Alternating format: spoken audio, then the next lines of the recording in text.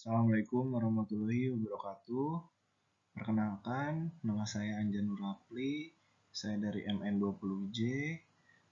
Saya akan mempresentasikan tentang Economic Order Quantity atau EOQ ya. Dengan anggota saya, yaitu ada Ersa Mayangsari dan XLB Palen. Oke, yang pertama definisi ya. Definisi menurut Profesor Dr. Bambang Rianto, economic order quantity adalah jumlah kuantitas barang yang dapat diperoleh dengan biaya minimal atau sering dikatakan sebagai jumlah pembelian yang optimal. Menurut Dr. Andes Agus Ahyadi, economic order quantity adalah jumlah pembelian bahan baku yang dapat memberikan minimalnya biaya persediaan. Model IOQ. Model IOQ adalah suatu rumusan untuk menentukan kuantitas pesanan yang akan meminimumkan biaya persediaan dalam dunia nyata. Pada umumnya perusahaan menggunakan lebih dari satu unit item dalam persediaannya. Sangat jarang perusahaan hanya menggunakan satu unit item saja. Model statis EOQ multi-item merupakan model EOQ untuk pembelian bersama joint purchase. Beberapa item model EOQ multi-item merupakan lanjutan dari model EOQ single item.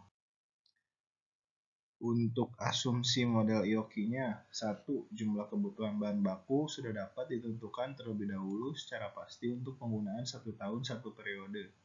2. Penggunaan bahan baku relatif stabil dalam 1 tahun atau 1 periode. Ketiga, harga bahan baku konstan selama 1 periode.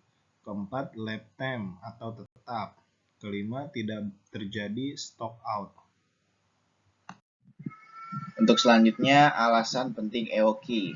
Ya, ada 3 alasan mengapa EOQ itu penting. Yang pertama, mencegah kehabisannya stok. Yang kedua, mengoptimalkan efisiensi. Yang ketiga, menghindari pemborosan.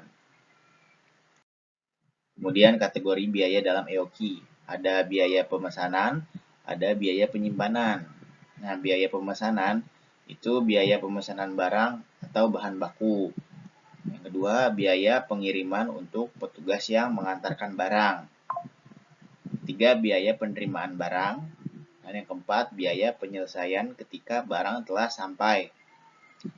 Nah, yang kedua ada biaya penyimpanan, di mana biaya penyewaan gudang, kedua biaya pemberian gaji pada karyawan gudang, yang ketiga biaya asuransi barang maupun gudang, dan yang keempat biaya operasional. Selanjutnya rumus EOQ. Ya. EOQ sama dengan akar 2RS per PI. Untuk rumus frekuensi pemesanan setiap tahun adalah R per EOQ. Untuk keterangannya, EOQ. Ya, EOQ itu Economic Order Quantity. Nah, untuk R nih, jumlah barang yang dibutuhkan suatu usaha. Nah, untuk S, itu biaya pemesanan yang diperlukan. Untuk P, itu harga beli satuan barang. Untuk I, persentase biaya penyimpanan barang.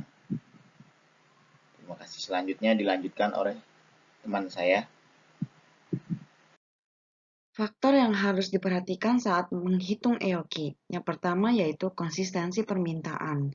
Karena permintaan konsisten akan memberikan data akurat bagi perhitungan EOQ. Namun, apabila permintaan berdasarkan efektivitas biaya, kelebihan dan kekurangan stok bisa terjadi. Yang kedua, yaitu pengelolaan sesuai frekuensi pemasaran. Yaitu petugas gudang dan tim pembelian harus siap menerima barang sesuai dengan frekuensi pemesanannya. Pengelolaan di dalam gudang juga harus dipersiapkan berdasarkan hitungan EOQ. Yang ketiga, yaitu variasi nilai item. Apabila barang memiliki nilai yang bervariasi, maka frekuensi pemesanan ulang tidak harus disamakan, semuanya berdasarkan perhitungan dari EOQ. Dan yang terakhir yaitu pemasokan barang sesuai jadwal. Stok barang harus selalu tersedia sesuai pemesanan. Maka dari itu, pemasokan barang harus berjalan berdasarkan jadwal dan perhitungan EOKI agar tidak terjadi kehabisan stok. Lalu selanjutnya, metode EOKI ini tentunya memiliki beberapa keunggulan. Di antaranya yaitu yang pertama dapat digunakan untuk mengetahui berapa banyak persediaan yang harus dipesan. Dalam hal ini, bahan baku dan kapan seharusnya pemesanan dilakukan.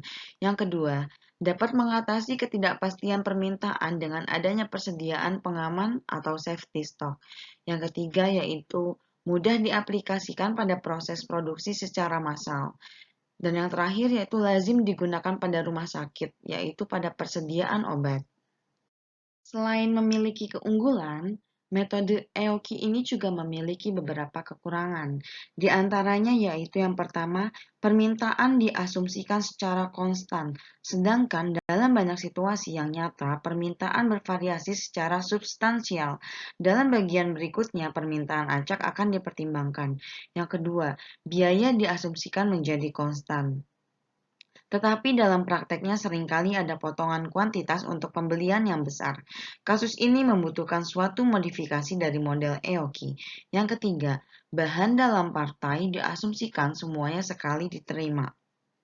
Tetapi dalam beberapa kasus akan ditempatkan dalam persediaan secara kontinus selama diproduksi. Yang keempat, diasumsikan produk tunggal. Tetapi terkadang satuan-satuan beragam dibeli dari satu pemasok tunggal dan semuanya dikirim pada waktu yang sama. Dan yang terakhir, yaitu biaya persiapan diasumsikan tetap, meskipun pada kenyataannya biaya ini sering dapat dikurangi. Oke, terima kasih untuk para pendengar dari sajian materi yang sudah kami sajikan ini. Kurang lebihnya kami memohon maaf. Wassalamualaikum warahmatullahi wabarakatuh.